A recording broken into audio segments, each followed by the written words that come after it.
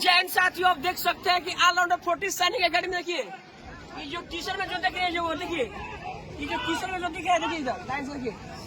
ये देखिएगा, इधर देखिए, इधर देखिए, ऑलराउंडर 40 सैनिक अकेडमी के जो ये लोगो दिख रहा है, ये जो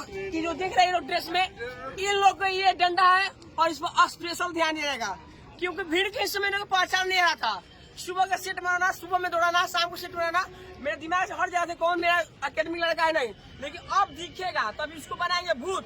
इसको दिलाना है बिहार की नौकरी, इसको दौड़ाएंगे, कुदाएंगे, फंडाएंगे। दौड़ेगा। भारत माता की, भारत माता की,